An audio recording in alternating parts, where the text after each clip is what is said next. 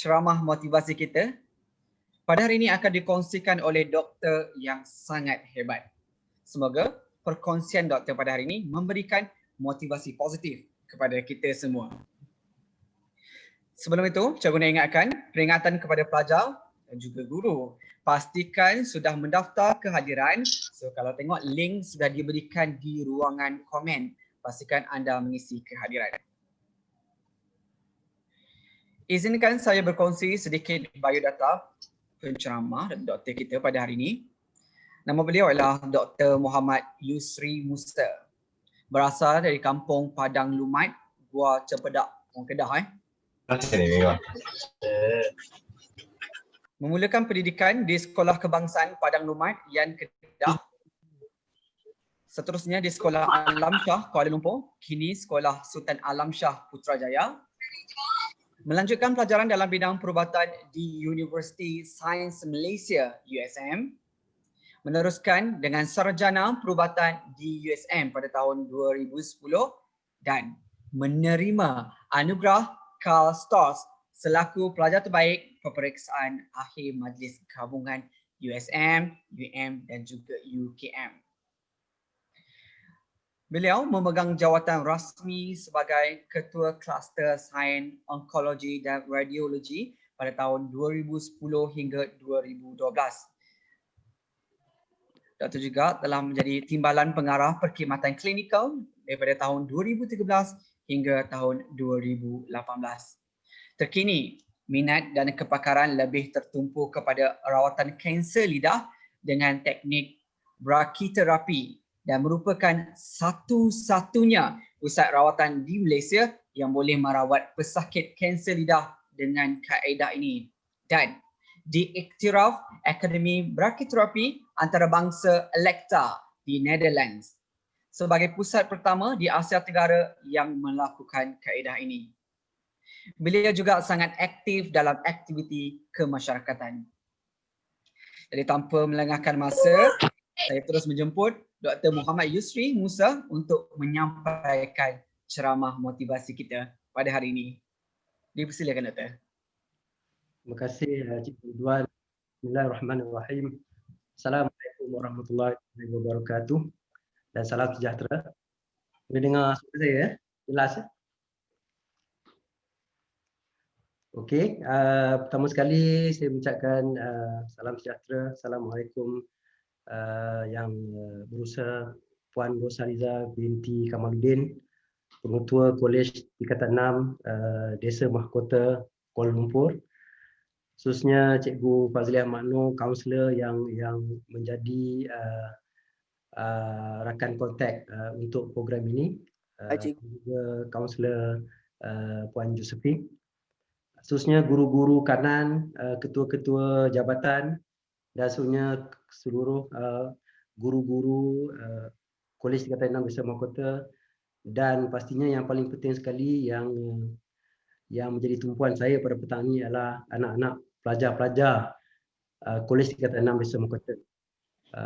Terima kasih atas jemputan pihak sekolah, pihak kolej yang menjemput saya untuk berkongsi sedikit apa yang saya dapat kongsikan dengan anda semua. Pertama sekali sebelum kita mula, saya nak buat disclaimer lah bahawa saya bukan pakar motivasi, okay? Dan saya tidak dilatih dalam bidang motivasi. Walau bagaimanapun, apa yang saya nak sampaikan adalah perkongsian daripada pengalaman, pengamatan dan penglibatan saya dalam kerja-kerja khidmat masyarakat bersama dengan beberapa NGO yang antaranya melibatkan isu pendidikan dalam masyarakat kita. Terutamanya pendidikan dalam masyarakat golongan B40, luar bandar dan yang seumpamanya. Itu adalah disclaimer lah. Apa yang saya nak sampaikan ini, jika tuan-tuan dan puan-puan, anak-anak rasa betul dan bermanfaat, silalah ikut, dan jika rasa tidak betul ataupun tidak sesuai pun tinggalkan, sebab ini hanyalah pendapat peribadi saya semata-mata. Mungkin ada yang tidak bersesuaian untuk diikuti. Sama juga dengan guru-guru, mungkin ada yang tidak betul ataupun tidak menepati aspirasi ataupun ataupun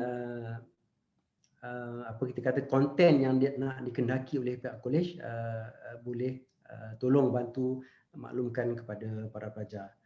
Okey, izinkan saya teruskan dengan pembentakan ini. Saya nak share skrin dulu lah ya.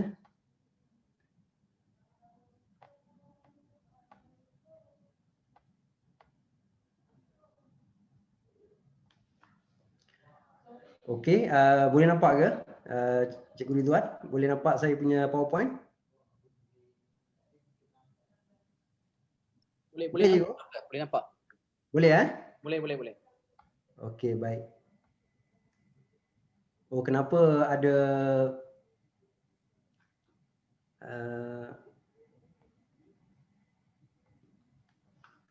drawing daripada host saya rasa. Okey, baik. Okey. Tajuk yang saya nak sampaikan ialah STPM Let's Do This. Okey, mari kita lakukan. Okey, kita lakukan bersama-sama. Okey, seperti yang Cikgu Ridwan perkenalkan tadi, saya adalah pensyarah perubatan dan juga pakar otorinolaryngologi ataupun bahasa mudahnya telinga hidung dan tekak, bertugas di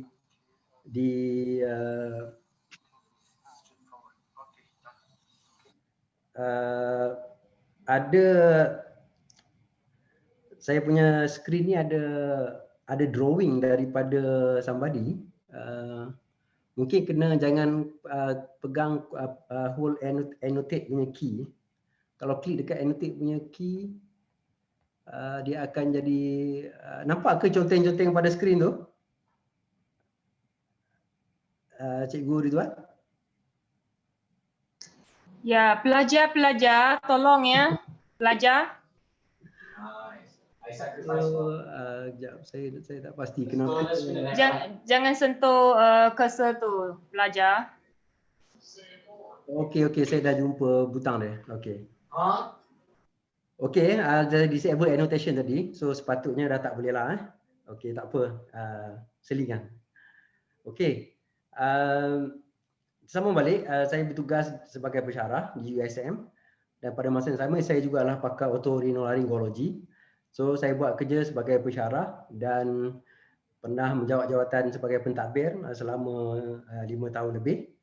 Dekat universiti ni jawatan pentadbir digilirkan. Dia bukan seperti di sekolah, kenaikan pangkat tu berterusan. Tapi universiti kita gilirkan. Jadi saya tamat 2018, selepas 2018 saya memohon untuk tidak dilantik semulalah, nak bagi masa kepada tugas-tugas klinikal. Saya juga seorang ahli sukan dan sangat gemarkan bola sepak dan saya selalu bermain bola sepak dan sentiasa bermain bola sepak bila ada peluang. Dan of course saya melakukan kerja-kerja klinikal seperti yang dilihat pada gambar tu ada ini adalah prosedur untuk brachiterapi, rawatan untuk kanser lidah tanpa pembedahan. Maknanya kita tak perlu potong lidah itu. Kita hanya masukkan wire ke dalam kanser. Kalau terlihat nampak wire tu kan. So dalam kanser tu kita akan masukkan radioterapi melalui wire tersebut. So itu untuk pesakit yang menolak untuk dilakukan prosedur pembedahan.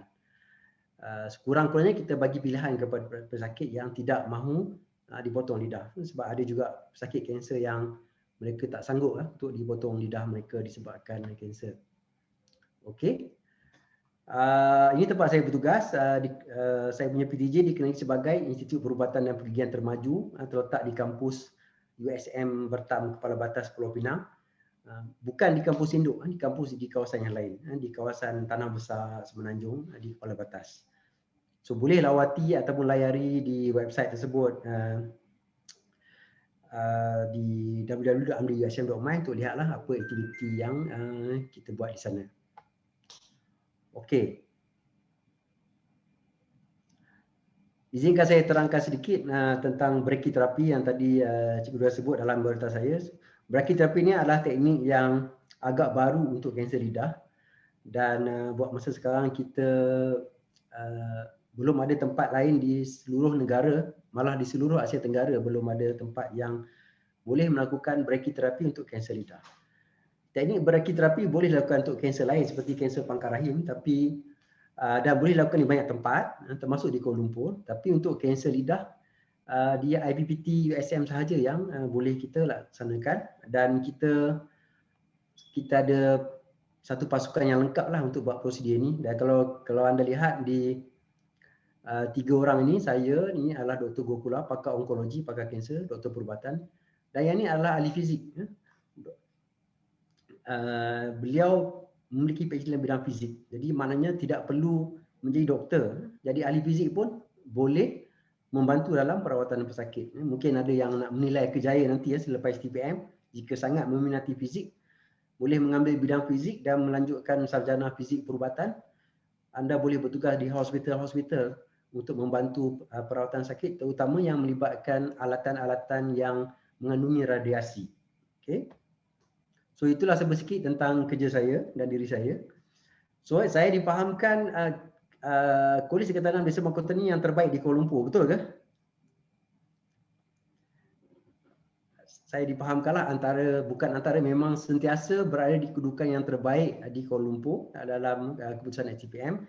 Jadi saya mengucapkan syabas kepada pihak kolej, dan saya rasa betul lah dapat bersama dengan pihak kolej pada petang ni.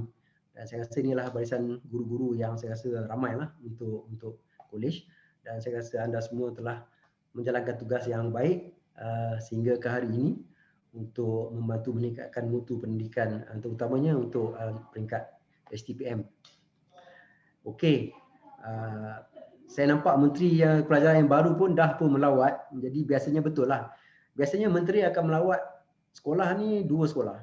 Yang pertama, sekolah yang teruk, dhaif, yang perlukan perhatian lebih, dan satu lagi sekolah yang terbaik. Jadi saya rasa lawatan beliau ke kolej anda semua disebabkan rasanya kolej anda memang kolej yang terbaik untuk Kolej Tingkatan 6. Jadi itu mengesahkan apa yang saya jangka dan apa maklumat yang saya dapatlah berkenaan dengan Kolej Tingkatan 6 Desa Mahkota. Okey. Now back to the main business. Okey, saya akan memberi ceramah dalam bahasa Inggeris dan juga bahasa Melayu. Slide saya kebanyakan dalam bahasa Inggeris. Okey. Okey, kita sekarang ni berhadapan dengan STPM. Okey. Tidak dapat tidak, anda telah pun berada dalam sistem ini. Anda sudah pun mendaftarkan diri sebagai calon STPM. Sama ada yang akan tamat pada tahun ini ataupun yang akan tamat pada tahun hadapan dan seterusnya. Okey, suka ataupun tidak, okey, anda sudah pun berada di dalam sistem tersebut.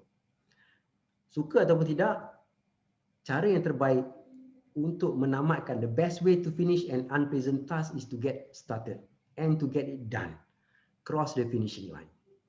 Sometimes we don't like something, but we have to face it. Kadang-kadang kita tak suka sesuatu, tapi kita terpaksa melaluinya. So jika kita terpaksa melaluinya, mulakan segera supaya anda boleh tamatkan dengan segera. Okey, kita lihat before STPM. Okey. 4 flat. Saya yakin ini adalah impian semua pelajar untuk mendapat 4 flat dalam peperiksaan. Impian tidak salah. Apa salahnya kita mengimpikan sesuatu yang terbaik untuk diri kita sendiri, bukan untuk orang lain, untuk diri kita. So of course kita nak yang terbaik. We want the best for us. Kalau kita nak beli kereta, kita nak kereta yang terbaik, yang paling kita suka, yang paling cantik, yang paling laju. So similarly in a situation like this, when you face a major examination, what you want is the best for yourself, not for others. It's always for yourself. So I'm sure many of you, majority of you, will set a target 4 flat. Okey, lepas STP, flat tak apa sebab dah lalu, dah ambil. Cuma diharapkan resultnya 4 flat. Dan tidak flat lah. Kita flat apa sebab penat lah. Setelah bertunggu-lumus selama setahun, 2 tahun, 3 semester, it's okay to feel relaxed and tired a little bit. It doesn't matter. But what more important is you have a dream. You have a dream, you have a task at hand, you have started it, you have to get it done. We have to finish it. Okay? Okay. These are the outline of my presentation. Okay, intro, we have done it. the introduction. Kemudian kita lihat sedikit sebanyak perbezaan dan persamaan antara SPM, STPM, A-level, matriculation, etc. Okay, kita lihat apa perbezaan di situ dan apa persamaan di situ. Kemudian what are the challenges? Apakah cabaran yang menunggu anda semua? Apakah cabaran yang sedang berlaku pada diri anda semua? And then we look at the solutions. When we have cabaran, we have problems, we must know the solutions. We must learn how to solve the challenges. And of course, dekat sini saya kongsikan 7 tips bagaimana nak menghadapi cabaran, bagaimana nak menyelesaikannya. Mungkin ada yang bersesuaian, mungkin ada yang tidak. Anda lakukan mengikut cita rasa anda. Okay? Tidak siapa yang boleh memaksa apa saja cara yang mereka suka. You do it your own way. Okay? These are all only guidance. These are all only guidelines. You do it your own way. So I give 7 tips, 7S. Self-consciousness, stratify, strength, skills, strategize, support, and the last but not least is seek divine intervention. Okay, we look at it. Apakah beza STPM, STM, STBM samalah kan? Matriculation, A-level and versus SPM. These are all public exam. Exam yang hampir semua kita akan lalui ataupun telah lalui. Okey, tiada pilihan. Kita tak ada pilihan pada bahagian ini. Ya, mungkin ada pilihan tapi majoriti daripada kita mengambil pilihan ini. Okey. SPM hampir semua kan? Hampir semua daripada kita telah melalui SPM. It is a public examination. So in term of jenis peperiksaan itu dia sama. SPM dan STPM adalah public examination, peperiksaan awam mengikut silibus peraturan undang-undang sistem pendidikan di negara kita. STPM A-level matriculation is by choice. Ataupun saya letakkan itu really kadang-kadang bukan pilihan kita. Majoriti adalah pilihan kita. Kita nak buat itu. We want to take STPM. We want to do A-level. We want to do matriculation or whatever. Basically is by our own choice. I know some of you, myself included, there are things and times that we don't really choose that. But we don't have a choice. We don't have a choice. Okay? So that's why you are here now today. That's why you are going to take your STPM soon. That because we are here by choice. Okay? Of course, not all by our own choice. It doesn't matter. Pada setiap peringkat kehidupan kita, kita akan melalui fasa-fasa di mana kita tiada pilihan. Kita tiada pilihan. Kita kena melalui sistem itu. Kita kena melalui laluan itu. Tiada pilihan. Every stage of life. Kita mencapai umur 7 tahun, kita kena masuk persekolahan. Wajib. Tiada pilihan. Mungkin boleh memilih sekolah. Tetapi tidak boleh memilih untuk tidak bersekolah. Itu bukan pilihan. Dan seterusnya. Sekolah menengah, college, universiti dan seterusnya. Dan kita juga tiada pilihan apabila kita tamat pengajian. Kita kena bekerja sebab kita orang dewasa. Kita kena menyara diri kita sendiri. Dan bila kita berkeluarga, kita kena menyara keluarga. Kita tiada pilihan, kita kena bekerja. That is not by choice. You have to do this. You have to do it. There's no choice. So ada benda-benda tertentu kita boleh memilih. Kita nak memilih kereta biru atau kereta merah, that is our choice. Kita tak nak pakai kereta, nak pakai motor, still our choice. Tak nak pakai langsung, pakai public transport, we can do it. Okay? But there are things that we don't really have a choice. So you have to do it. Okay? Kemudian there is no wrong choice. Apa saja pilihan, bukan pilihan yang salah. Doesn't matter whether you choose STPM, A-level, matriculation, whatever, it is not a wrong choice. But it could be wrong efforts. Kita memilih dah betul, tetapi usaha yang kita letak tidak betul, tidak mencukupi. That is a wrong choice. Itu tidak boleh berlaku. Apabila kita sudah memilih, itu tidak boleh berlaku. Okay? Kemudian STPM, A-level, matriculation, basically the end spectrum of public examination. Maksudnya apa? Ini adalah penamat, pagar terakhir, pagar lompatan terakhir dalam sistem pendidikan awam, sistem pelajaran awam. That is the last hurdle. You jump it or you don't.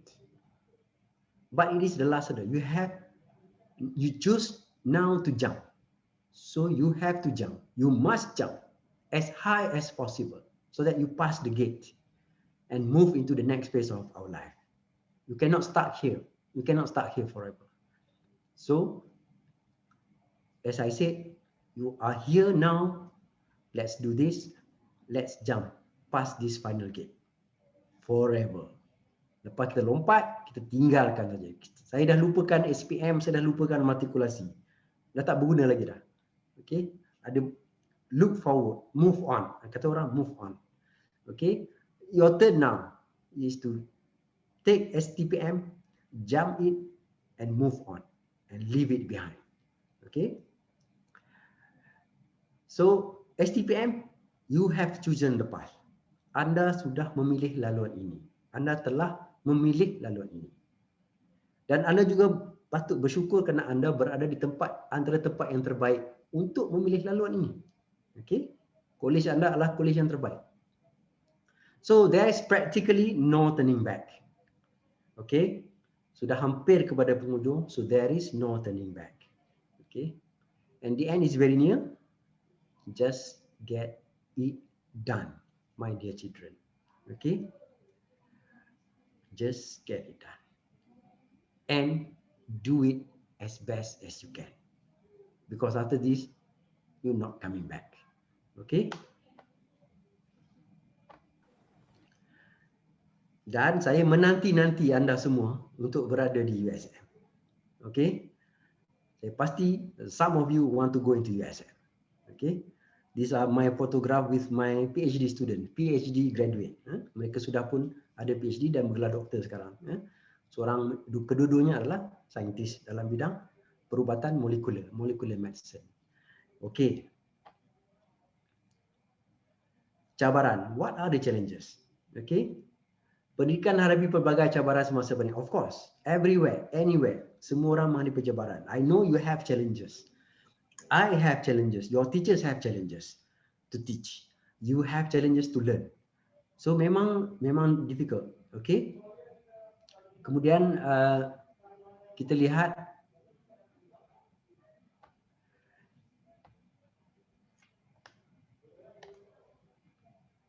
okay, apakah cabarannya? Pertama, lockdown. Okay, lockdown ni limited cases. Okay, limited cases. Limited classes. Cases ni macam perubatan.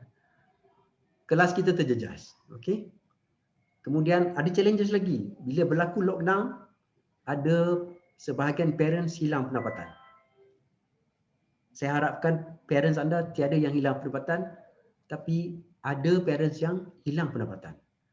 Dan ini akan mengganggu gugat situasi harian, tugasan harian, termasuklah anak-anak yang nak belajar. Online PDPR limitation, gadgets, internet, learning space, sibling sharing dan sebagainya juga akan mengganggu persediaan anda. You are forced to take STPM. Habis nak buat macam mana? Okay. But it is too late. Okay, you are here now. Just forget it. Lupakan yang anda mungkin terpaksa. Mungkin anda ada minat yang lain, tapi anda terpaksa mengikut. Tak apa. Lupakan dan buat. Okay, buatlah sebaik mungkin sebab selepas ini anda dah boleh lupakan buat selama-lamanya. Okay, so itu adalah cabaran, tapi cabaran tu rasanya cabaran dalam diri anda sendiri. Anda boleh uruskan benda tu.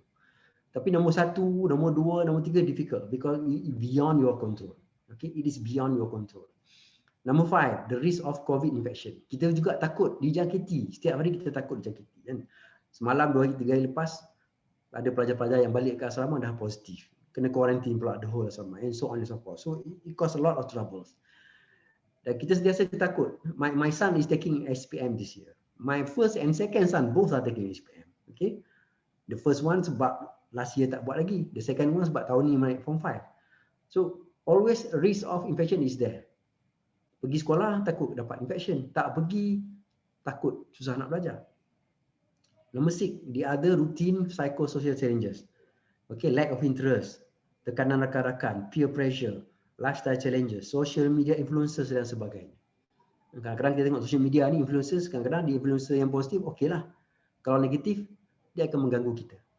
So these are challenges. And the end result, number 7 is, after what we have to face in number 1, number 2, number 3, 4, 5, and 6, the end result is stress. We are in a lot of stress. Pelajar-pelajar kita stres. Guru-guru juga stres. Dan stres ini boleh mengancam kesihatan mental. Okay? Boleh membawa kepada drugs abuse. Apabila stres, ada depression, terpaksa ambil drugs yang dapat secara illegal. Kalau drugs secara preskripsi doktor, okeylah. Illegal drugs, no control. Then become addiction. Dan boleh menyebabkan parental abuse. Boleh mencederakan ibu bapa mereka sendiri. Ataupun students abuse.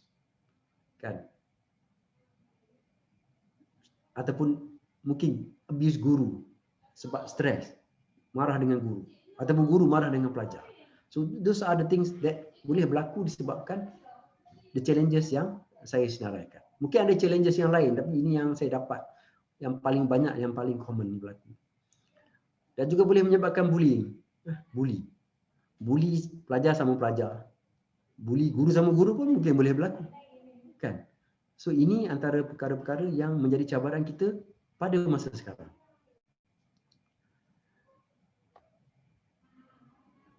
Okey, apa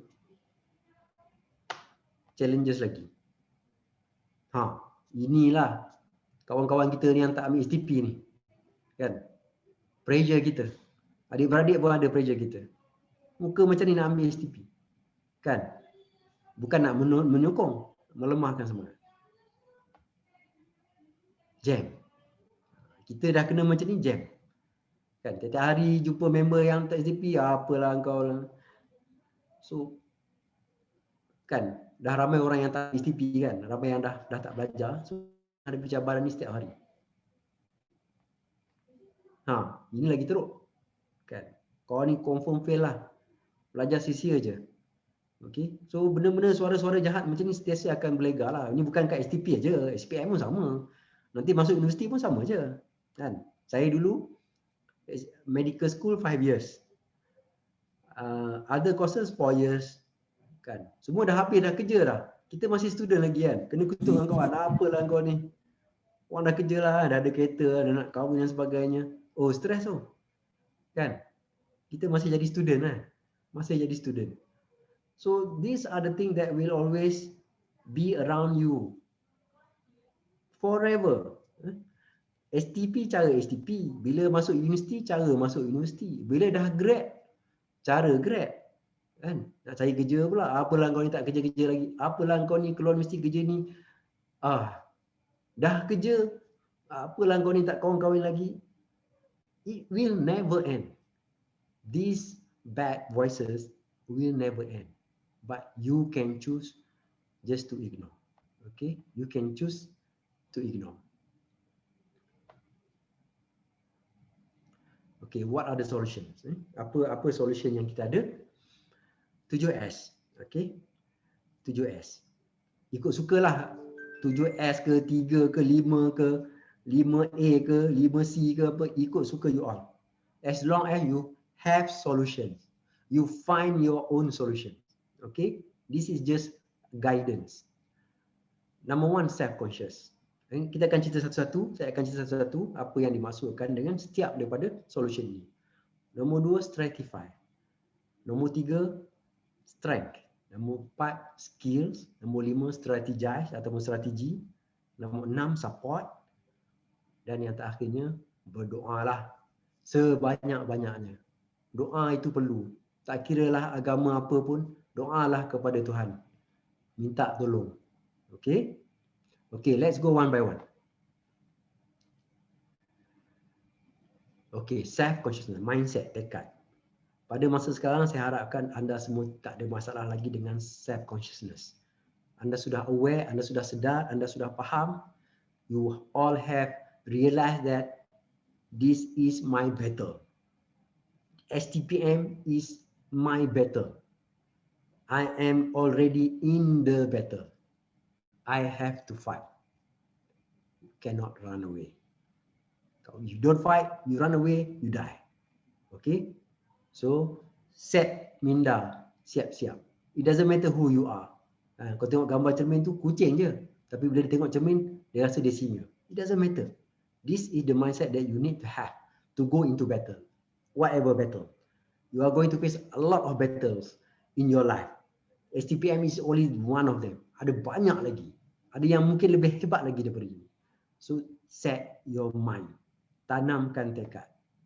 Okay? Ada kata pepatah, alang-alang menyelut bekasam, biar sampai ke pangkal lengan. Dah masuk. Let's do this. Okay? Okay? So, we are already in the battle. Let's fight. But if you want to fight, make sure you are ready. Ada weaponsnya, physical strength-nya, strateginya, semua kena ada. Kalau masuk battle tak ready, sama juga mati kata. You don't want to mati kata kan? So you have to do you have to fight and you must be prepared to fight. Itu yang penting. You must be prepared for battle. The battle is near. So you must be prepared. Whatever, no matter how you want to prepare, it's up to you. You know yourself better. Okay?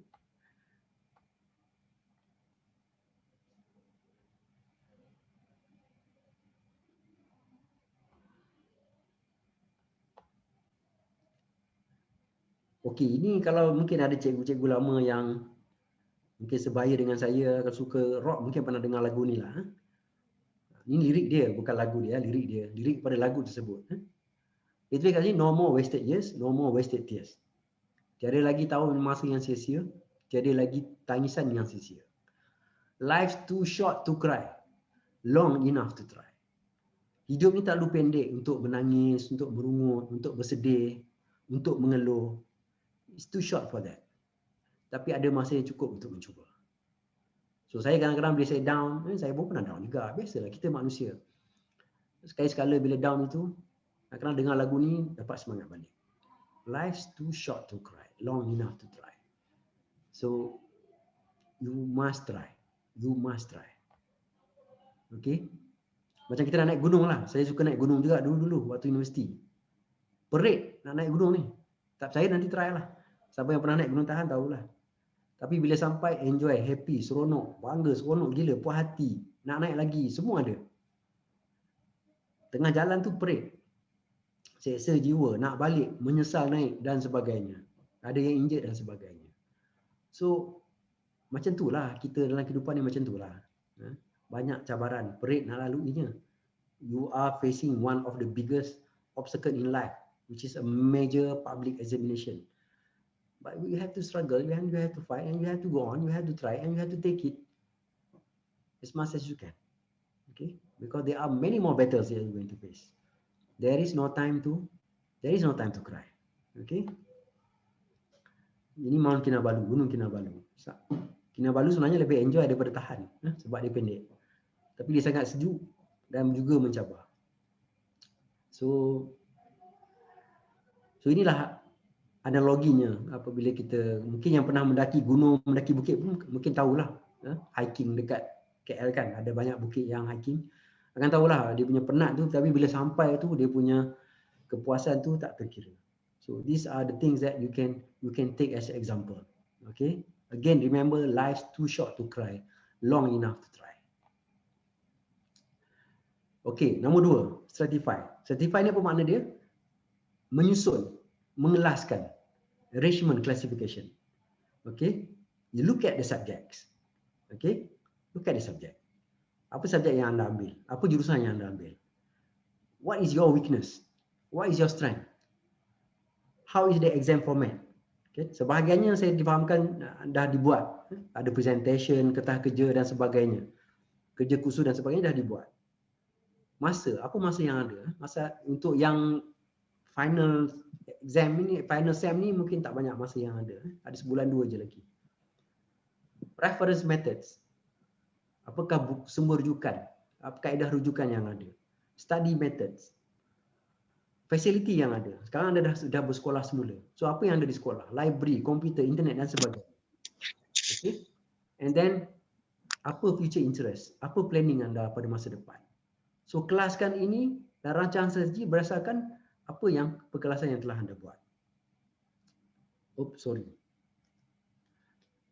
Iron Man kan, kalau siapa tengok cerita Avengers ataupun Iron Man, tahu kan Iron Man bila dia tengok mata dia ada, dia punya radar tu boleh kelas. Kalau nak tembak pun dia boleh mark orang yang nak tembak supaya yang tak nak tembak tak kena. Dia ada classification. So that's why he is very successful. Sebab tu dia yang berjaya bunuh Thanos kan, ataupun dia yang berjaya dapat glove tu kan. Sebab dia use a lot. Then he can buy house also to put on the land. Okay, buy house. Give mommy 700. Banyak dia beli rumah. How to give 700?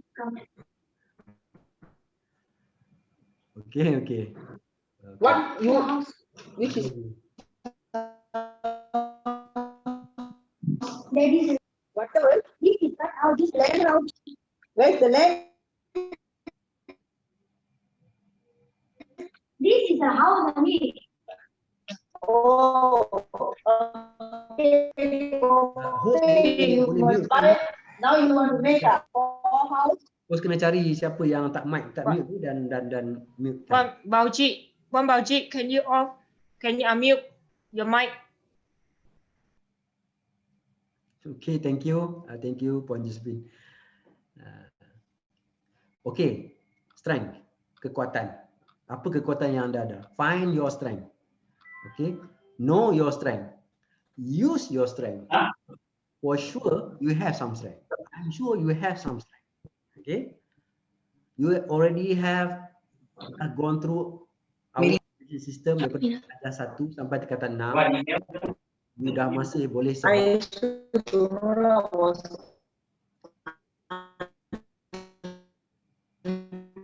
Saya rasa Puan Annie Clara, Puan Josephine.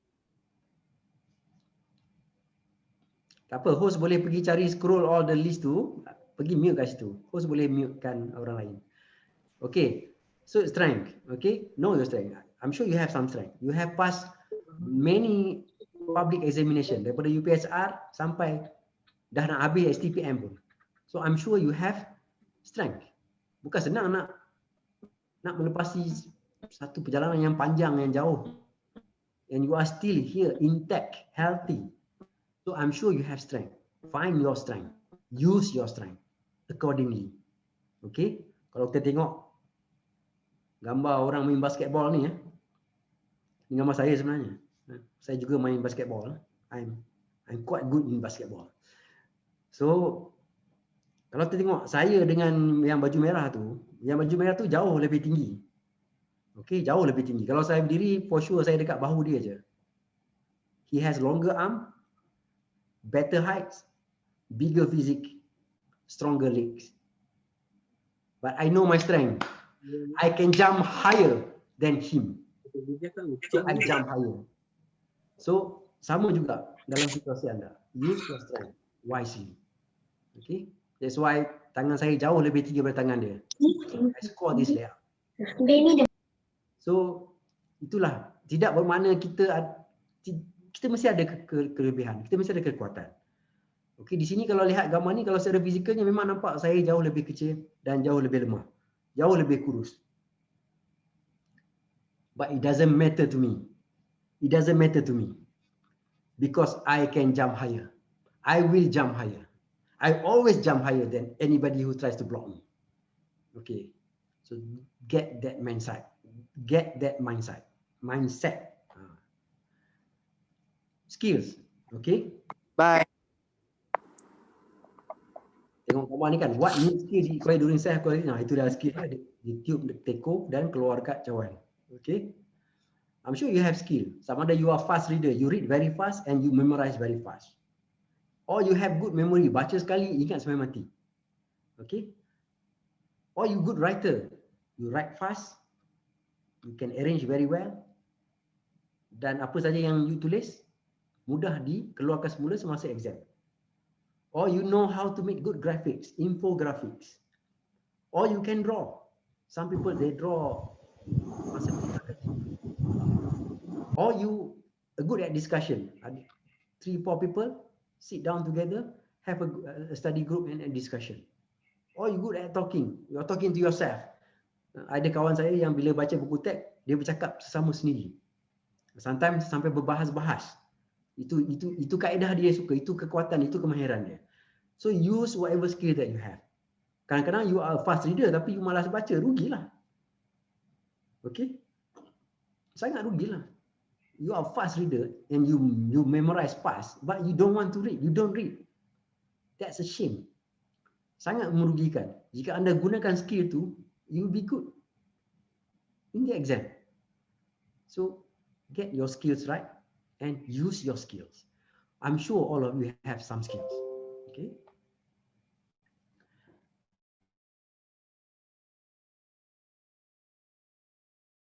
Strategi bergantung pada resource yang ada, bergantung pada masa yang ada, bergantung pada skill dan kekuatan yang ada, yang telah kita sebut tadi. Buatlah strategi. Now you have 1 or 2 months more for the final sem. So gunakanlah strategi yang sesuai dengan masa yang ada. Okay. I'm sure you know how to do it because you have taken many public examinations. You have taken UPSR, PT3 and then SPM. Your teachers has taught a lot of STPM punya students. They know how to strategize it for you. They know how to advise you to do your strategies.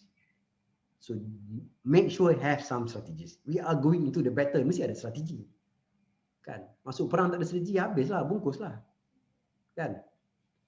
You remember during peperangan Khandaq, during the war of the Khandaq or trench war, during Prophet Muhammad SAW, Salman Al-Farisi mencadangkan untuk gali parit di tengah padang pasir berbatu. Punya tak logik. Pada waktu itu tak logik. But the Prophet agreed and they did it and they won the war. Or maybe some argue they did not won the war but they were not defeated. Mereka tidak ditewaskan. But to me they won the war. The musyrikin Mekah unable to invade Madinah. So that strategy going into battle. And that is a very, very big strategy and a very, very rare strategy. So think about your strategies. There's another example. Sultan Muhammad Al-Fatih yang menawan Konstantinopel.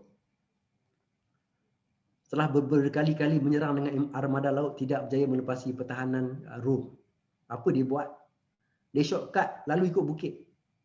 Bawa kapal cross bukit. Strategi yang tak pernah dibuat orang. Strategi yang tak pernah difikir orang. But he did it and he won it. He conquered Constantinople. So many things that need strategies. Okay. Gambar ni pun gambar saya juga. Kenangan ni saya kat sini. Apa kenangannya ialah ini waktu matrik macam you all lah, tingkatan 6 tapi waktu matrik lah, umur sama lah. Umur 18, 19. Ada pertandingan tahunan antara pusat-pusat matrikulasi USM. Okay. Mana waktu tu USM ada 6 pusat matrikulasi di sekolah. Kami dulu dekat sekolah. Okay. Ada pertandingan sukan tahun tu antara pusat matrikulasi. So sekolah ini lawan sekolah ini lah dalam satu pertandingan. Pusat matrikulasi yang saya pergi ni, saya dulu pusat matrikulasi dekat Sekolah Menengah Tuanku Syed Putra dekat Kangar, Perlis. Okay. Pusat matrikulasi USM Sekolah Tuanku Syed Putra ni tak pernah menang acara bola sepak. Jangan ke tak pernah menang, masuk final pun tak pernah. Jangankan masuk final, kena belasah memanjang. Itulah sejarah pasukan bola sepak Pusat Matrikulasi Tuanku Syed Putra. Waktu saya ada di sana.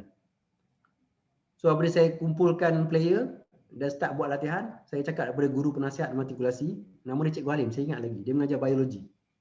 Dah besar lah. Cikgu, insyaAllah tahun ni kita boleh menang. Apa dia kata? Dia kata, mana pernah menang lah Syed Putra. Kalah menjang. Dia tak tahu macam tu lah. Itu ayat cikgu kepada saya. So kalau kita macam tu lah, kalau kita hadapi STPM kan macam tu lah. Orang kata macam-macam. Tak payah ambil lah, macam boleh lepas. Apa perasaan kita bila kita dapat macam tu? Daripada guru kita.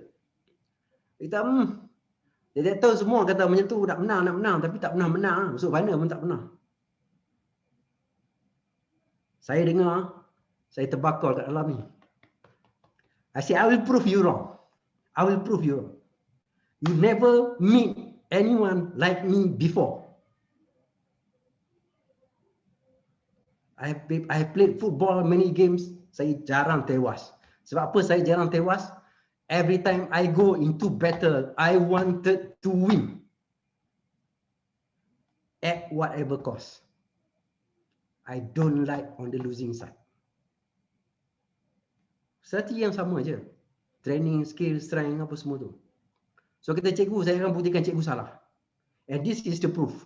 This picture is the proof. Kata cikgu, we are the champion. For the first time ever. And I probably think the one and only time ever. Pasukan matrikulasi, pasukan bola sepak matrikulasi Sekolah Menengah Tengku Saiz Putra.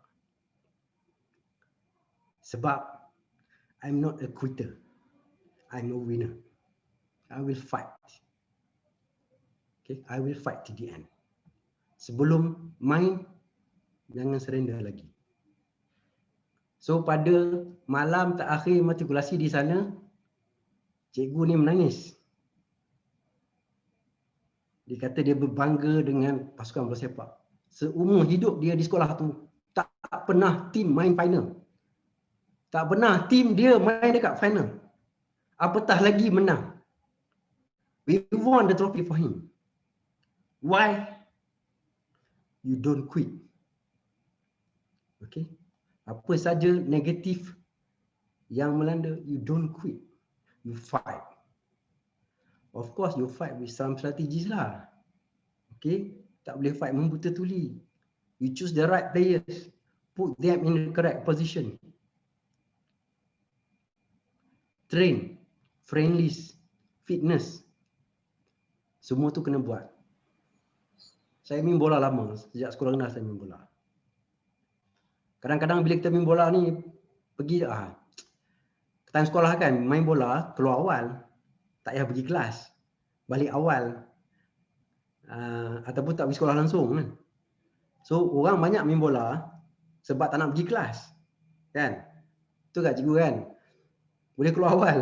Sebab petang ada game, pukul 12 dah keluar. Pukul 11 kalau kami duduk asrama, pukul 11, 12 dah keluar. Makan awal. Tak payah beratur. Memang enjoy heaven. Itu memanglah betul lah. Tapi saya kalau nak main, nak lawan, saya nak menang. Kalau nak main suka-suka, tak payah masuk. Sampai hari ini. Sebab tu saya selalu menang. Saya ada banyak trofi dekat rumah. Tak habis-habis. Sampai sekarang tak habis-habis. Gambar yang saya tunjuk tadi tu gambar beberapa tahun lepas je. I hate losing. So kalau nak masuk, masuk bagi menang. Kalau nak ambil STPM, ambil betul-betul. Do your best. Do your best. And in whatever things you face in life, whatever you do your best. What a waste. Kita buat sesuatu tapi buat tak sebaiknya. Rugi. Okay, habis cerita bab bola. Yang keenam, support. Okay, gambar tu kan. Askar tu dah teruk kan. We need air support. Kan, pasukan udara dia tulis you can do it je. Okay, itu bukan support yang betul lah. Tapi nak tunjuk kita perlukan support lah. True friends support each other. Okay. Tolong menolong antara satu sama lain. Support kawan-kawan. Mungkin ada kawan yang lemah. Mungkin ada kawan yang tak confident. Mungkin kawan yang ada masalah. Support. Okay. Support bukan hentam. Okay. Teacher surely support anak murid dia. Guru mana yang tak bangga anak murid berjaya dalam peperiksaan? Ask your teachers, I'm sure. Pada mereka hadiah yang terbaik ialah anda berjaya semua. Anda semua berjaya. Dia tak perlukan lebih daripada itu. For sure they will support. Okay, parents, be grateful if you have parents. Be patient if you don't. Okay, saya anak yatim daripada umur 5 tahun. Ayah saya tak ada sejak umur saya 5 tahun. I know how being an anak yatim. Okay, saya tidak pernah ada apa-apa dulu. Not even a bicycle. Saya mimpikan dapat bicycle. Saya tidak pernah ada bicycle dulu. Tapi ini tidak melemahkan saya. I don't care. Kalau tak dapat sekarang, saya akan dapat pada masa depan. So I will hard. I will work hard. So if you need support, find one. I'm sure there is always support around you. Anda perlu cari saja. Okay. Kemudian last sekali, jangan lupa berdoa. Usaha doa tawakal. Berdoalah. Okay. Berdoalah. Jangan berhenti berdoa. Berdoa setiap masa. Okay. Allah sebut di sini, and out of his mercy he made for you the night and the day that you mess therein, and by day seek from his bounty, perhaps that you will be grateful. Surah Al-Qasas ayat 73, dan di antara rahmat pemberiannya, ia menjadikan kamu siang dan malam silih berganti supaya kamu berehat padanya dan berusaha mencari rezeki dengan limpah kurnianya, dan juga supaya kamu bersyukur. Ada siang, ada malam. Kamu bekerja, kamu berehat. Kamu belajar, kamu ambil exam, kamu berehat. Dan mensyukuri apa yang kamu dapat daripada usaha kami. So berdoalah, sebab memang Tuhan sentiasa menanti-nanti orang yang berdoa untuk memakbulkan doa itu.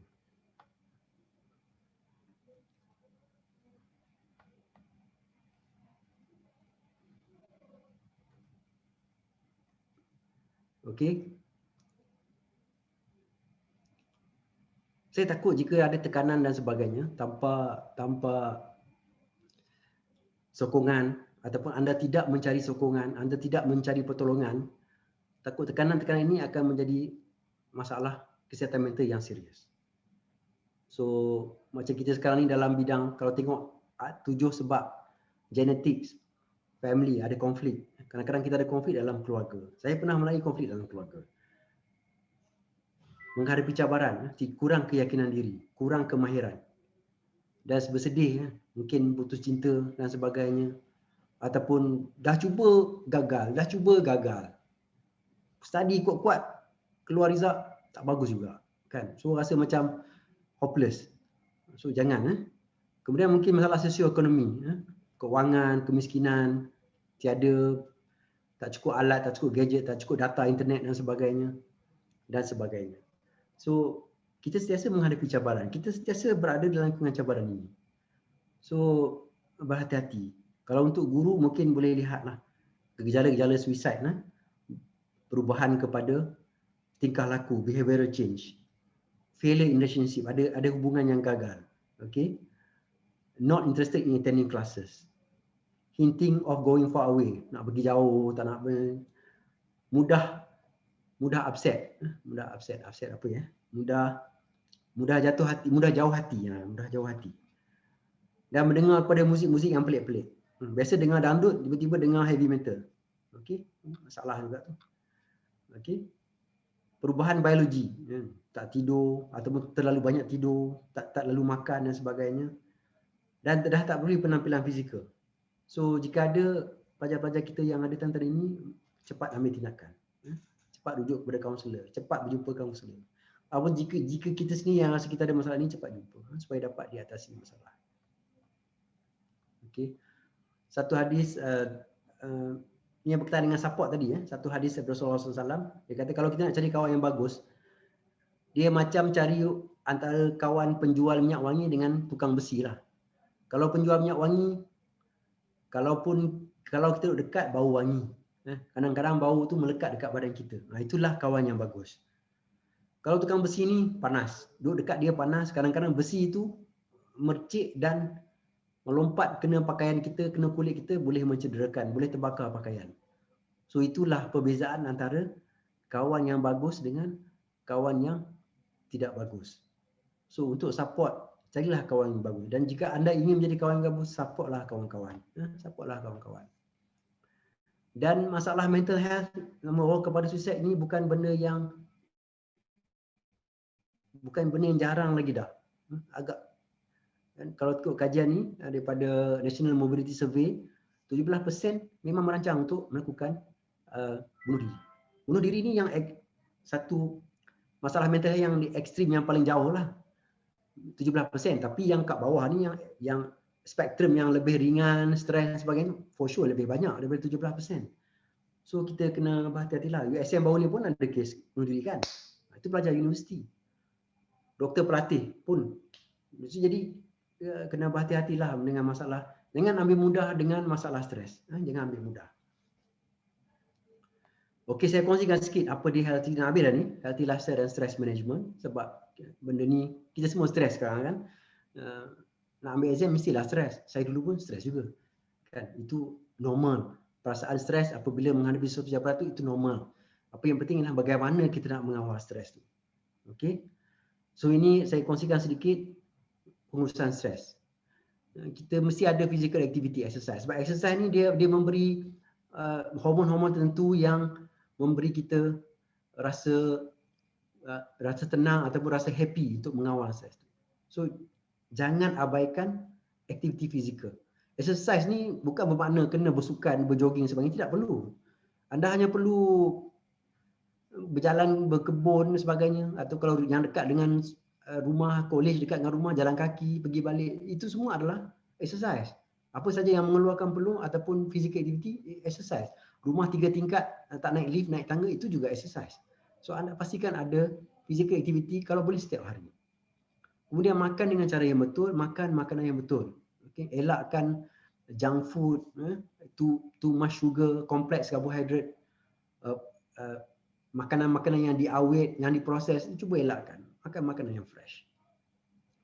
Tidur yang cukup. Okey? Tidur yang cukup dan tidur pada masa yang betul. Okey? Pastikan tidur awal pada waktu malam dan bangun awal pagi.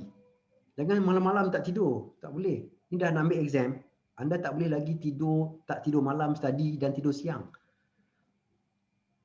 Rhythm anda akan terganggu, dia panggil circadian rhythm. Rhythm anda akan terganggu bila masuk ke exam, nanti bila exam pagi otak tak fresh, fizikal tak fresh, tak boleh nak jawab soalan.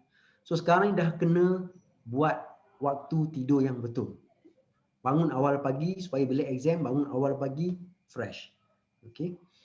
Kemudian relaxation teknik, kadang bertenang dengan muzik dan sebagainya, yoga lah sebagainya, macam-macam lah. Kalau Muslim ni mungkin berdoa, solat sunat, solat tahajud, itu semua adalah benda-benda yang boleh mampu kita bertenang. Okey. Connect with people, bersembang, bersantai, sembang-sembang, gelak-gelak sikit-sikit juga membantu mengurangkan stres. And of course, doa dan beribadat supaya dia juga boleh membantu mengurangkan stres. Of course kita beribadah sebab kewajipan, tapi ada kesan kebaikan selain daripada itu ialah dia boleh membantu kita mengurangkan stres. Okey. Sihat, apa maksud sihat? Kalau ikut definisi WHO, sihat maknanya free wellness atau free of disease dari segi fizikal dan rohani. Walau bagaimanapun saya ambil spektrum yang lebih besar. Okey. Untuk sihat 5 bidang ni mesti kena jaga. Apa dia? Yang pertama, psycho-spiritual. Psycho-spiritual ni hubungan kita dengan Tuhan lah. Okay? Tak kisahlah agama apa pun, kita semua percaya Tuhan, hubungan kita dengan Tuhan. Mesti ada hubungan yang sihat antara kita dengan Tuhan. Kalau Muslim maknanya melakukan apa yang disuruh, menjauhi apa yang dilarang. Itu psycho-spiritual health. Kemudian, secara fizikal yang tadilah exercise. Okay? Exercise. Kemudian, diet, makan yang sihat, jaga makan makanan yang betul pada masa yang betul, jumlah yang betul, cara yang betul. Kemudian social emotional yang tadilah yang connect with people, bersembang, berjumpa, menyokong, support each other, itu adalah social emotional. Dan of course sleep, very important. Sleep is very very important. Tapi jangan tidur manjang, bukan. Saya tak suruh tidur manjang. Tidur pada masa yang betul, jumlah yang betul. Okey, itu 5 komponen kesihatan yang anda semua perlu jaga.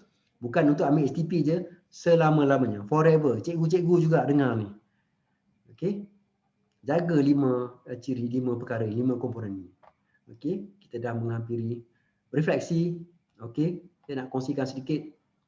Anda mungkin kenal, ini adalah Aizul Hasni Awang, jago lumba basikal trek negara. Anda nampak apa yang saya bulatkan itu adalah kayu yang dia accident, kemalangan dalam semasa race. Ada kayu pada lantai velodrome yang pecah dan menusuk ke betisnya. Apa yang dia buat? Dia bangun, naik semula basikal, kayu sampai tamat. Walaupun dia memang dah kalah perlumbaan itu, tapi dia mengejar poin untuk siri-siri yang akan datang. Poin itu diberi jika dia tamatkan perlumbaan. This is courage. This is grit. This is guts. There is no guts, no glory. Dan apa yang berlaku? Anda semua tahu kisah dia kan? Kalau anda tak tahu, Belum cukup jadi orang Malaysia lagi. He is world champion 2019 archery kirin. Okay? He's a world champion. Berapa orang dalam Malaysia yang mengaku dia jadi juara dunia? Tak banyak. Okay? Because he has grit and determination. Okay? Tengoklah badan dia besar mana. Kecil je. Duduk atas podium nombor 1 pun masih sama tinggi dengan orang yang duduk dekat podium bawah. But size does not matter. Macam saya tadi lah yang basketball tu. The heart, your heart is much more important. What you think is much more important. Okay, itu contoh nombor 1. Ini contoh nombor 2. Ini semua kenal kan? Rizwan Puzi, seorang yang cerebral palsy, kecacatan otak kekal sejak lahir. Kan? Ini gambar saya dengan dia orang Perlis. Saya pergi Perlis ni tahun 2016 kalau tak silap, 17. Okey, apa cerita Rizwan Puzi? Dia adalah penyumbang emas Olimpik yang pertama. Of course lah Paralimpik, tapi tetap emas untuk negara. Who knows? Seorang cerebral palsy daripada kecil menjadi wira negara. Dalam program ini ayah dia bersama-sama mengkongsikan cerita. Sebab dengar. Berapa kali ayah dia menangis. Betapa susahnya, betapa periknya perjalanan hidup mereka. But today he is national hero. He is the hero of our country. Sorry. Okay, nak habis dah. Never give up. Never give up. Okay, bukan masa untuk anda give up sekarang. Sudah terlalu hampir dengan STPM. Dan juga bukan masa untuk give up sekiranya anda tidak mendapat apa yang anda mahukan dalam STPM. No give up, never give up. Pasti ada jalan-jalan yang lain. Pasti ada ruang-ruang yang lain. Tengok apa Jurgen Klopp kata. Waktu dia mula-mula dilantik sebagai pengurus Liverpool, saya penyokong Liverpool so jangan marah penyokong MU. Waktu dia dilantik sebagai pengurus Liverpool, apa yang dia kata ialah pertama sekali kita kena tukar daripada orang yang tidak yakin kepada orang yang percaya. We must turn from doubters to believers. Benda ni tak ada siapa yang boleh tolong anda buat. You have to do it yourself. Change from doubt to belief for the rest of your life. And what happened after that? He won the Champions League. Liverpool won the English Premier League for the first time in 30 years. Club World Championship and European Super Cup. Just a simple change of mindset from doubters to believers. Dia masuk Champions League final 3 kali berturut-turut. 2 kali kalah.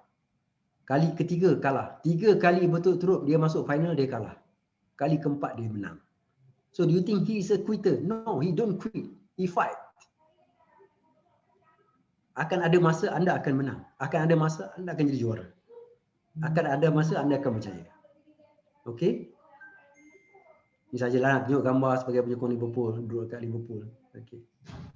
So, okay, kita dah sampai slide yang terakhir. All the best kepada semua STPM candidates Kolej Ketahanan Malaysia Mahkota. Gambar tu kau tengok betul-betul ada ketulis tu, welcome to USM. Okay. Jika datang ke USM dan jumpa saya, tegurlah ya. Okay. So, kampus indah USM menanti-nanti anda semua. Okay.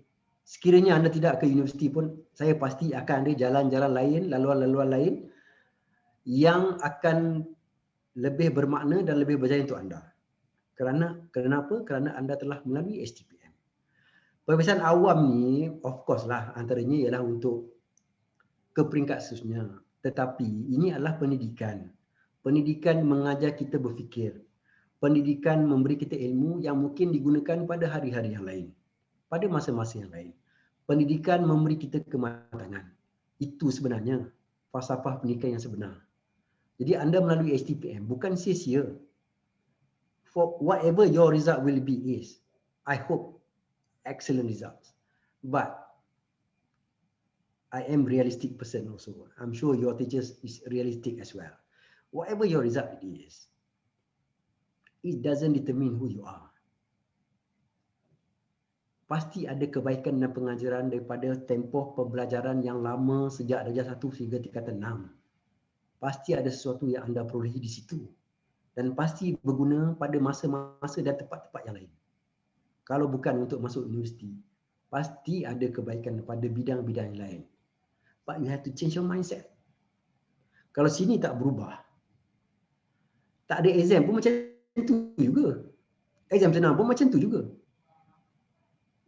It doesn't matter. It's you who determines who you are. Akhir sekali, satu ayat Al-Quran dalam surah Al-Insyirah.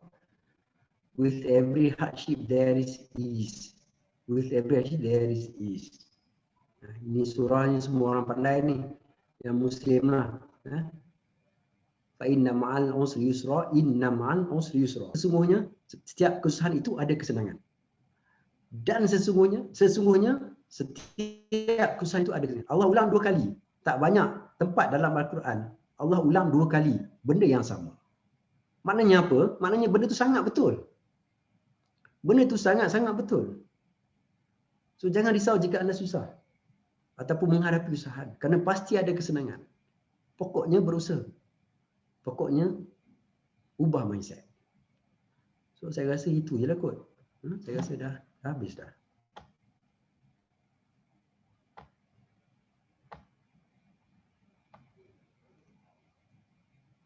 Okey, dah habis dah. Okey. So saya harap perkongsian saya pada hari ini dapat membantu semua sekali, termasuk diri saya. Ini juga peringatan kepada saya. Kalau nak tweet saya, kalau ada Twitter boleh tweet dekat Ya, bisa? email saya dekat. Diam tak? Tak dengar, diam ni. So saya rasa itu saja Cikgu Rizwan. Saya pulangkan kembali sesi ini kepada moderator. Mungkin ada, saya tak sempat nak tengoklah dekat mana ada chatting yang mungkin ada soalan. Mungkin Cikgu Rizwan ataupun Puan Josephine ataupun Puan Fazliah boleh tengok-tengokkan jika ada. Saya amat gembira untuk menjawab soalan-soalan tersebut. Sekian, Assalamualaikum warahmatullahi wabarakatuh dan terima kasih.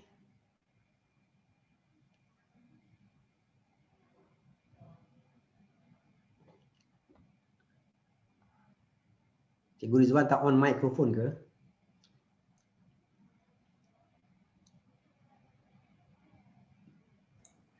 Tadi pasang ni speaker. Terima kasih kepada Dr. Yusri. Ya, Okey, kita buka kepada soal jawab. Ada sesiapa yang nak tanya soalan ke, even kaunselor sendiri ke nak tanya soalan, bolehlah kemukakan soalan kepada doktor sendiri.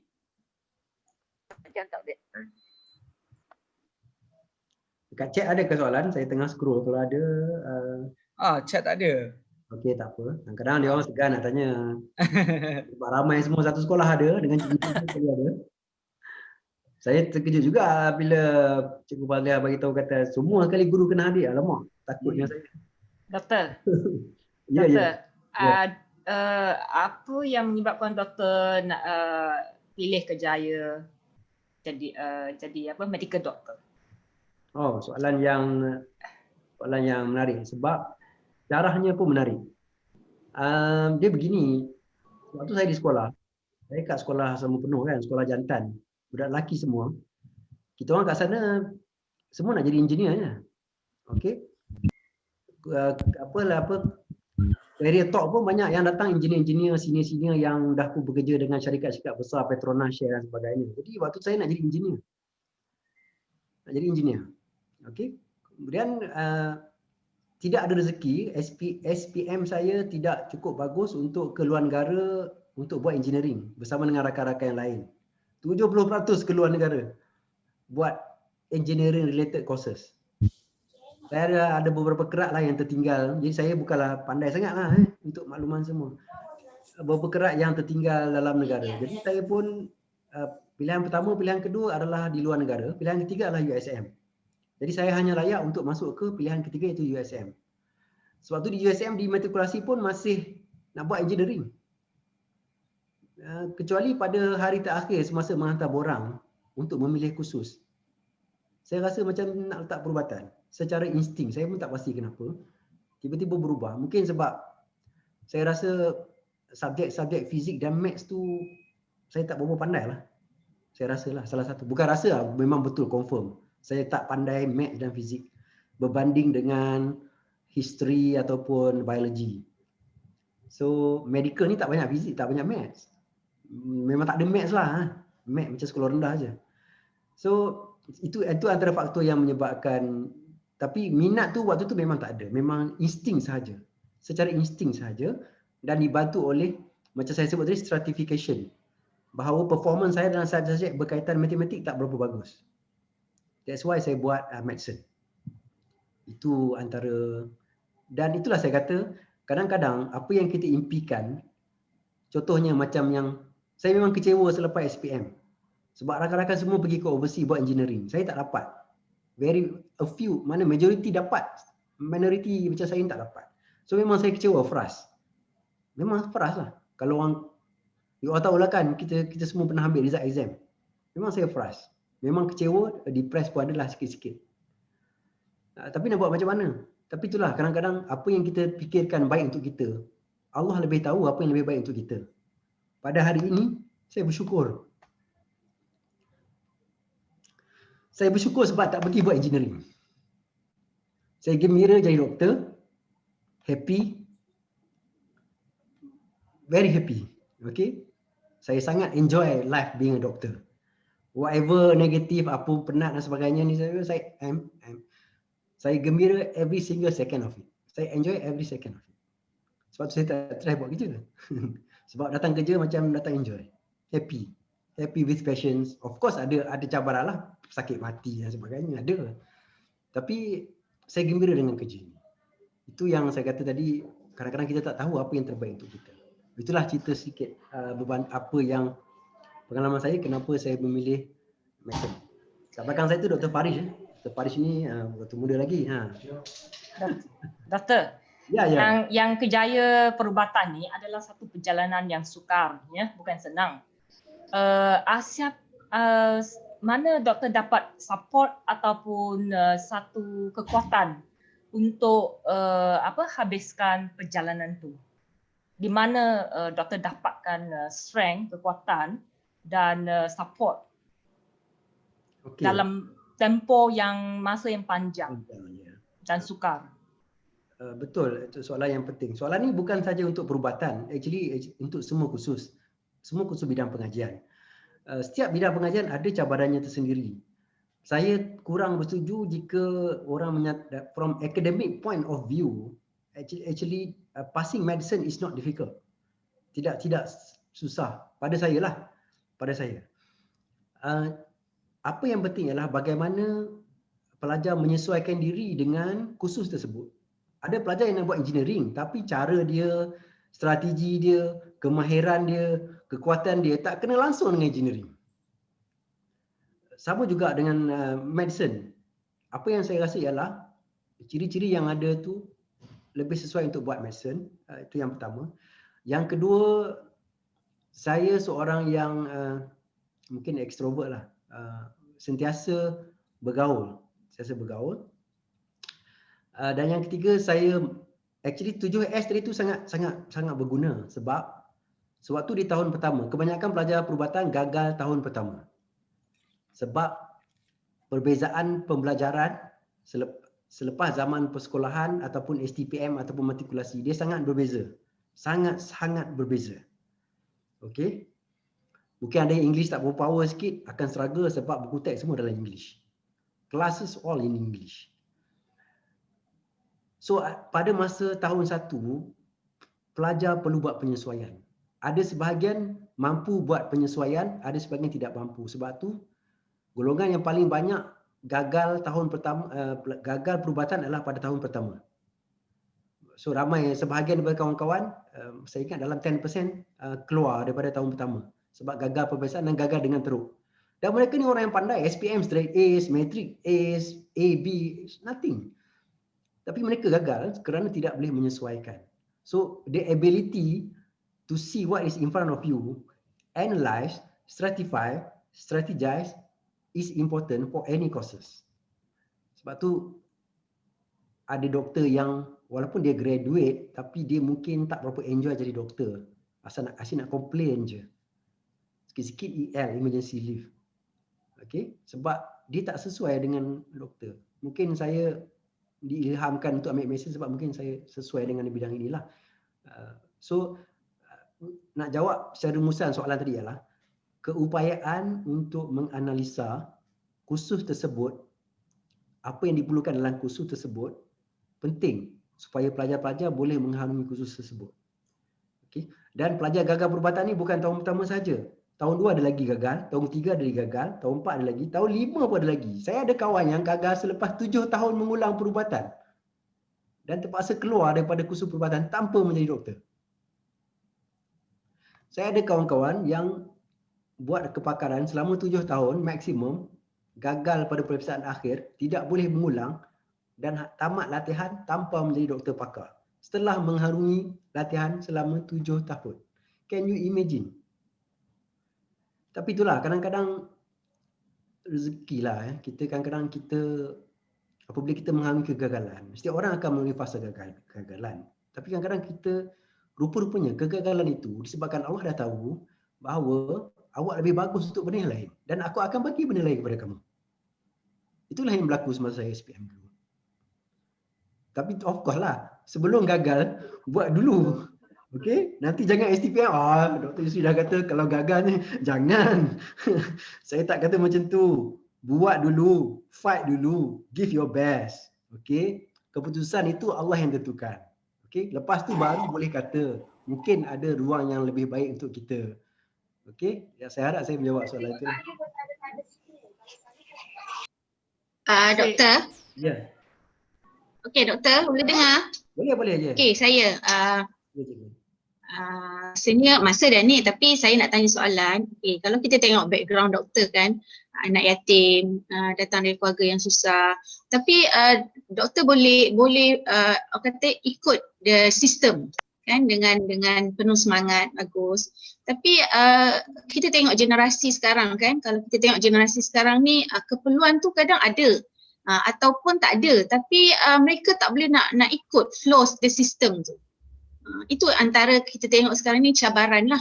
Maksudnya mereka ni generasi Z lah kita katakan, mereka mudah orang kata apa goyang kan, macam isu pandemik ni sering menjadi alasan untuk ni.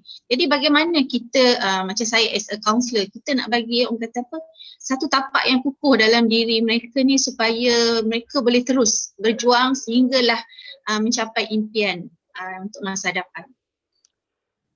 Susah soalan daripada kaunselor kepada orang bukan kaunselor. Okey, yang pertama kali zaman adalah berbeza, okey, cabaran berbeza. Jadi kita tidak boleh ambil pukal apa yang kita buat dahulu boleh di-apply sekarang. Itu nombor satu. Menjadi satu kesilapan apabila kita menasihati seseorang. Macam kami doktor senior kadang nak menasihati doktor-doktor yang baru, graduan baru, yang stres, yang sekarang ni sangat biasa doktor baru tak datang kerja, lari terus hilang, tak boleh dihubungi. So kita tak boleh kata, kami dulu pun macam ni jugalah, tak boleh. Dia memang berbeza. Generasi berbeza datang dengan mindset yang berbeza. So walau bagaimanapun mindset itu mesti juga dibina. Sebab itulah yang pertama sekali. Kalau kita tak bina mindset, sama ada generasi X ataupun generasi Z dan sebagainya, tetap perlu bina mindset. Kaedah mungkin berbeza, tetapi kita tidak boleh lari daripada kena bina mindset. Saya dulu mindset saya mudah. Saya menjadikan kekurangan saya sebagai cabaran untuk saya mengatasi kekurangan tersebut. Itu mindset saya. Kenapa saya ada mindset tu? Wallahualam. Saya tak pasti. Sebab kadang-kadang dia datang je. Mungkin sebab pemerhatian sekalian sebagainya, mungkin sebab pendidikan ibu ayah, saya mungkinlah. Jadi saya menjadikan kekurangan itu sebagai tak apa, aku tak dapat sekarang tak apa. Nanti aku dapat lah. Nak dapat kena ngaji pandai lah. Waktu tu tak ada benda lain, kena ngaji pandai je. Kan? Bukan nak boleh jadi YouTuber apa semua, tak boleh. Kan? Sekarang ngaji tak pandai, buat YouTuber ada mungkin ada rezeki. Tapi nak buat YouTuber pun ada ilmu juga. Bukan boleh main hentam je kan. So mindset saya pada waktu tu ialah kekurangan itu boleh diatasi dengan sesuatu, which is ilmu dan pendidikan. So itu yang menjadi motivasi saya sehinggalah saya bekerja lah. Sekarang ni mungkin lain lah motivasi kan. Dulu macam saya susah sampai universiti. Waktu kat universiti ada masa saya memang berpuasa saja sebab tak ada duit nak beli makanan. Kalau berpuasa pun kadang-kadang berbuka dengan Maggi saja. Jadi tapi saya dah biasa susah, daripada kecil saya susah. So what? It's not a problem to me being susah sebab saya sentiasa susah. So itu mindset saya. Kekurangan itu menjadikan cabaran untuk diatasi, untuk ditewaskan. Mungkin sebab saya ahli sukan, saya main bola. Apa saja di depan saya mesti ditewaskan. Sama ada secara fizikal ataupun tidak. So pada waktu itu kesusahan saya adalah sesuatu yang saya nampak, I must beat this. So I will do whatever I need to do to beat this. Pada masa sekarang sinarionya berbeza. Tetapi kita tetap kena bina mindset. Macam mana nak bina mindset? Ini pengalaman saya lah.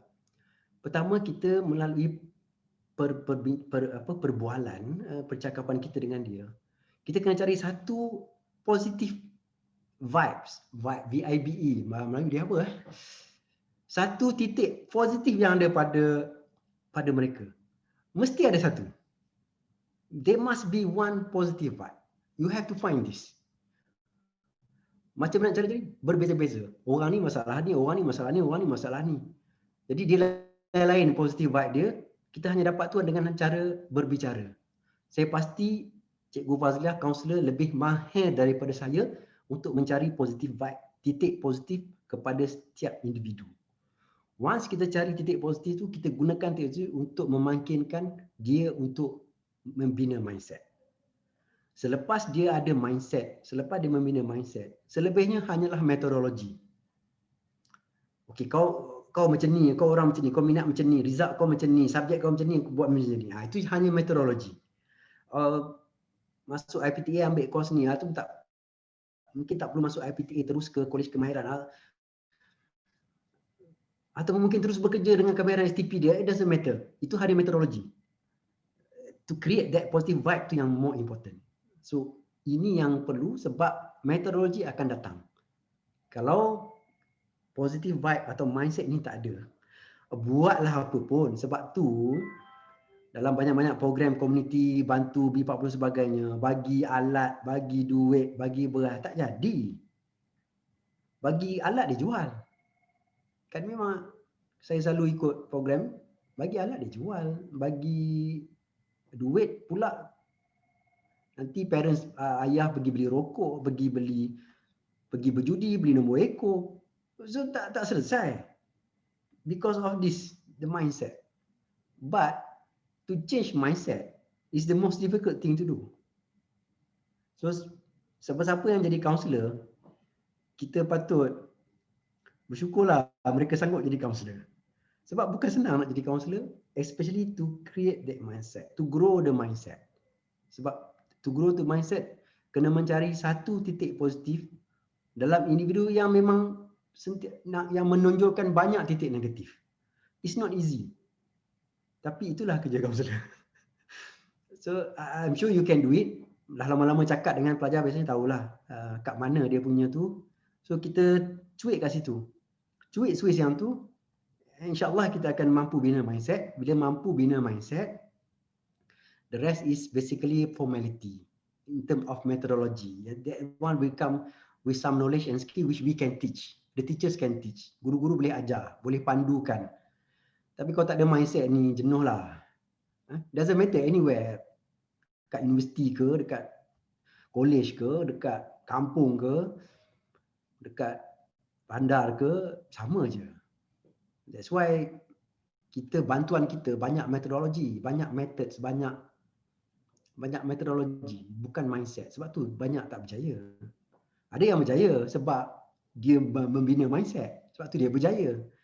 Sebenarnya tidak berjaya. Bagi lembu, jual lembu. You name it lah.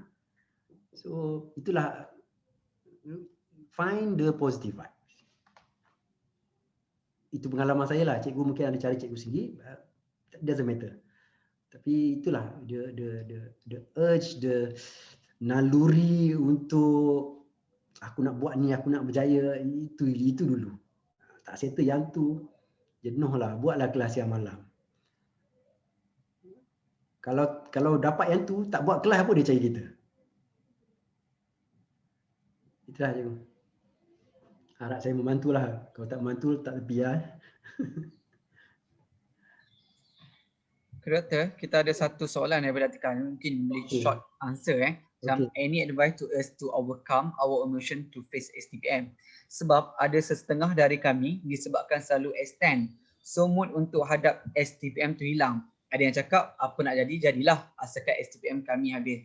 So untuk pengetahuan doktor, so kepada STPM 2020 ni maksudnya mereka habis STPM pada tahun 2020. So mereka perlu extend sampailah ke April 2021 tahun ni lah. So ada tak advice yang terbaik lah untuk diorang? Okey. Extend ni sebenarnya cabaran yang bukan pelik dalam hidup lah. Dekat universiti nanti ada lagi kena extend. Jadi doktor pun kena extend. Buat housemanship tak cekap kena extend. Kan baru-baru ni keluar paper kan, ada doktor kena ketuk dengan file dan sebagainya, kena extend. Jadi you face it lah. Tapi untuk STPM ni kita kena ingat cabaran ni berlaku pada semua orang dan ada orang yang menghadapi cabaran yang lebih berat daripada ini. So memang anak saya pun ambil SPM, jadi memang saya faham mood untuk ambil exam tu turun naik, lepas tu bila kerap sangat extend dia akan hilang. So macam mana nak nasihat supaya tak hilang mood? Ini soalan susah. Pada saya macam ni lah. Kalau kita lihat pertempuran atau peperangan, selagi tidak habis peperangan itu yang kita tahu akan berlaku, raja atau komander tetap tidak senang duduk. Jadi walau bagaimanapun pada dia, apabila dia nak hadapi peperangan itu, biarlah dihadapi supaya dia menang. Jadi masa yang ada itu, walaupun tidak senang duduk, mesti digunakan untuk memperkuatkan barisan, memperkuatkan tentera, memperkuatkan strategi. So sama juga untuk STPM, mungkin dalam bahasa lain kita boleh kata sebagai blessing in disguise. Now we have longer time to study, to prepare. Use your strategy and stratification. Mungkin ada cara lain, strategi lain yang boleh diamalkan sekarang disebabkan dah terlalu banyak extend, yang boleh mengembalikan minat. Mungkin ada bacaan itu yang boleh mengembalikan minat. Mungkin teknik tertentu yang boleh mengembalikan minat. Mungkin daripada membaca, ubah sikit kepada discussion, ubah sikit kepada online discussion, quiz or challenges or debates or whatever. Ubah strategi. Apa yang penting ialah strategi itu mesti nak memperkuatkan kita dalam menghadapi peperangan. Kalau tentera lah. So itu adalah advantage yang ada. Kalau kita analogikan STPM ini sebagai peperangan. Dulu meriam pendek, sekarang dah buat meriam lebih panjang. Peluru sikit, peluru lebih banyak. So ambil peluang ini untuk memperkukuhkan senjata kita, persediaan kita. Dan macam saya kata tadi, mungkin sekarang meriam dah panjang. Sebab dah bersedia lama sangat, jadi boring lah nak buat apa lagi. Meriam dah panjang, tak boleh nak panjangkan lagi dah. Improve other things. I'm sure mungkin peluru tak cukup bagus. Mungkin peluru tak cukup banyak. So sebab tu kita tak ada mood, sebab kita buat benda yang sama yang memang kita dah buat banyak kali dah. So change things. Do something else. But still senjata yang akan digunakan dalam peperangan. Itu nasihat saya lah. Okey, terima kasih doktor. Cuma ada juga yang tanya Twitter, doktor, nama Twitter ke apa? Myusrim 20 @MYUSRIM 20. MYUSRIM Muhammad Yusri Musa, M belakang tu Musa, so MYUSRIM 20. Okey, baik. So kepada siapa bolehlah follow tweet boleh tweet. Kalau tak pasti Google je nama saya, insya-Allah ada. Macam-macam link ada. Okey, saya rasa itu saya mungkin harap membantulah. Maafkan saya jika ada kekurangan. Mungkin ada benda yang saya cakap ni merapu. Mungkin banyak merapu saya rasa. So ambillah yang tak merapu tu ya. Terima kasih ya Dr. Muhammad Yusri Musa atas perkongsian pada hari ini. Sebenarnya sangat menarik dan semoga kita terus mendapatkan semangat dan kekalkan mencari satu titik positif. Okey, untuk pengetahuan semua, pihak kolej juga telah menyediakan sejen penghargaan kepada Dr. Muhammad Yusri Musa. InsyaAllah nanti Cik Puan Fazliah akan post mungkin kepada Dr. Muhammad Yusri. Okey, sebelum kita mengakhiri ceramah kita pada hari ini, pastikan semua yang ikut serta ceramah motivasi hari ini mengisi penilaian. Jadi sekali lagi kami mengucapkan ribuan terima kasih kepada Dr. Muhammad Yusri kerana bagi ilmu yang sangat bermakna pada hari ini. Terima kasih Doktor. Sama-sama. Okay, kita jumpa lagi. Terima kasih juga yang jemput. InsyaAllah. Okay, terima kasih semua. Kita akhiri slot hari ini. Terima kasih. Saya sama. Assalamualaikum warahmatullahi wabarakatuh. Terima kasih Doktor.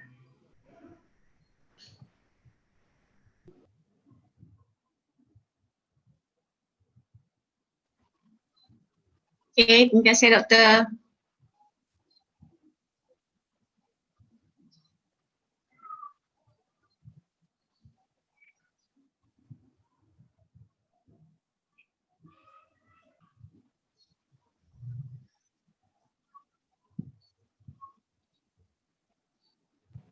Rumah, how many this one participate?